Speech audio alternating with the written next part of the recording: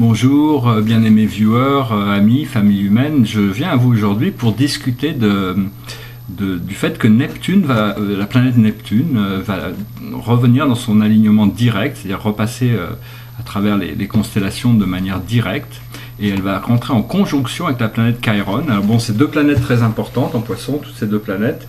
La première planète Vénus, c'est bien vous pouvez déjà la visualiser, c'est quelque chose de très important, c'est une planète bleue, c'est assez facile de l'imaginer, et donc commencez si vous pouvez connecter avec elle, c'est très très important, parce que bon, le Neptune, ça représente le monde du rêve, et donc avec le fait qu'elle redevienne directe, ça va permettre de savoir un petit peu, de faire une sorte de point sur la réalité par rapport à nos rêves, lesquels sont possibles de manifester et lesquels sont des illusions. Et puis le fait que ça rentre en conjonction avec Chiron, ça va devoir ramener toutes les blessures du cœur sur le devant de la scène pour pouvoir les guérir et les libérer. Donc il ne faut pas faire attention de pas trop... il ne faut pas partir justement dans des échappatoires avec du tabac, de l'alcool, des drogues, des choses comme ça. Il faut éviter à tout prix pour pouvoir passer de l'autre côté, pouvoir guérir ces émotions, parce que bon, Neptune pourrait avoir tendance à ramener sur des addictions, donc le but c'est justement de libérer ces addictions avec la note du Sud qui est là en plus pour aider. Et Chiron est là pour intégrer des fréquences spirituelles, c'est une planète de connaissance, une planète de guérison, une planète qui est établie dans la lumière et la vie, c'est une planète très puissante. Et donc ces deux planètes ensemble vont pouvoir aider à manifester, à voir un petit peu où est-ce qu'on en est exactement, qu'est-ce qui a besoin d'être libéré, parce que bon, on a tous... Personnellement, là, j'ai passé par des trucs assez lourds, assez difficiles à gérer. Mais bon, il faut passer à travers, justement, pour arriver à y voir clair, pour savoir qu'est-ce qu'on veut vraiment, qu'est-ce qu'on peut vraiment.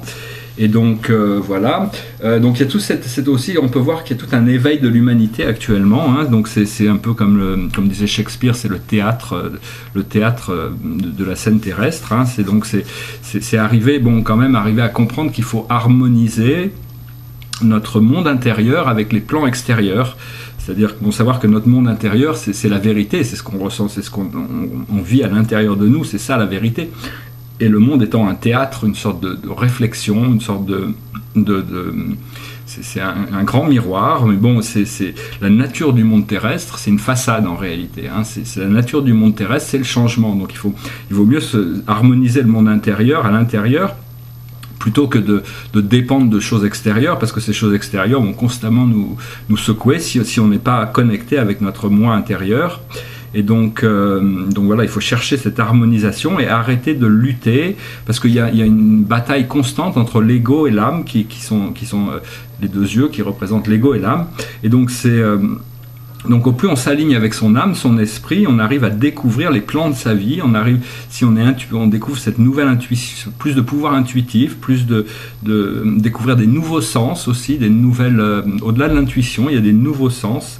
Et donc c'est permettre à la conscience de s'élever pour dissoudre les voiles, passer de l'ego individuel, conscience individuelle, à accepter la vie comme un collectif unifié, et plus tard arriver à avancer vers des énergies beaucoup plus universelles à travers l'acceptation, à travers l'amour. Et donc en connectant avec notre âme, l'idée c'est de devenir un avec la sagesse de notre âme, avec la sagesse avec le flow, avec ce qui nous apporte du bien, et donc ce qui est voulu. Mais bon, il y a toujours des fois des résistances, hein. Moi je peux le sentir déjà aussi à l'intérieur de moi. Et donc l'essentiel c'est d'apprendre à penser avec le cœur et ressentir avec l'esprit. Donc plutôt que le contraire, parce que c'est beaucoup plus efficace, beaucoup plus... disons que c'est ce qui permet l'intégration. Je vois un petit peu pour proposer pour proposer une guidance spirituelle. Donc je tirais 4 cartes. La première carte, ça représente, je peux en faire pour la plus haute guidance que je puisse offrir, que l'esprit puisse offrir, collectif, de manière collective. La première guidance, c'est ce qui vient de notre esprit maître, c'est-à-dire les plans supérieurs de la conscience. Quelle est la plus haute sagesse qu'on a besoin de découvrir? Et là, nous avons life purpose, c'est-à-dire le sens de notre vie. C'est vraiment ce qu'il faut arriver à découvrir. Pourquoi on est là? Parce qu'on a tous des plans d'âme et quand on découvre notre plan d'âme, c'est plus important que tout le reste, parce que c'est vraiment c'est ça qui va nous apporter le bien-être. C'est plus important que de se standardiser par rapport à des systèmes. C'est d'être, parce que bon, si vous êtes en accord avec votre âme, avec votre esprit, je peux vous assurer que le monde extérieur ne viendra pas vous contredire le jour où vous êtes en accord avec ça. Après ça, au niveau du plan terrestre, c'est-à-dire la deuxième guidance, c'est par rapport au plan terrestre. Et donc c'est un message qui vient de notre guide du plan terrestre. Et donc c'est-à-dire qu'est-ce qu'on a besoin de comprendre. Et là, ce qu'on a besoin de comprendre, c'est la direction. C'est la direction, c'est-à-dire il faut arriver à trouver le sens de la direction pour arriver là où on a besoin d'arriver. Ce qu'on a besoin de. Après ça, la troisième carte, c'est pour savoir quelle est l'action qu'on a besoin de prendre. Et là, l'action qu'on a besoin de prendre, c'est empowerment, c'est-à-dire trouver son pouvoir personnel. C'est vraiment, c'est-à-dire il faut arriver à retrouver ses pouvoirs innés, ses pouvoirs de l'âme, du divin, qui sont déjà à l'intérieur de nous, mais qui ont besoin de se réveiller, de se connecter, et donc se ressentir, trouver ces nouvelles forces, et se sentir dans son pouvoir, quoi. Et le message général qui nous est adressé, c'est le higher self. Alors le higher self, c'est le moi supérieur, c'est-à-dire c'est connecté avec tout cet ensemble d'énergie qui a besoin de descendre ici. Bon, l'idée c'est de monter pour arriver à accéder à ces fréquences qui se trouvent au-dessus, pour arriver à les ramener à l'intérieur de nous et pouvoir connecter avec notre âme, les autres parties de notre âme collective, notre famille d'âme, nos guides. Et donc ce higher self, c'est une sorte de pont entre nous et notre moi éternel.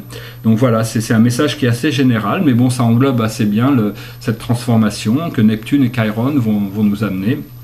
Voilà, j'espère que ce message aura été intéressant pour vous. Je vous souhaite une excellente journée. Je vous envoie mon amour, ma lumière, et puis j'espère que votre journée sera joyeuse et pleine de bonheur, que vous pourrez partager avec tous les gens que vous rencontrez. Namasté.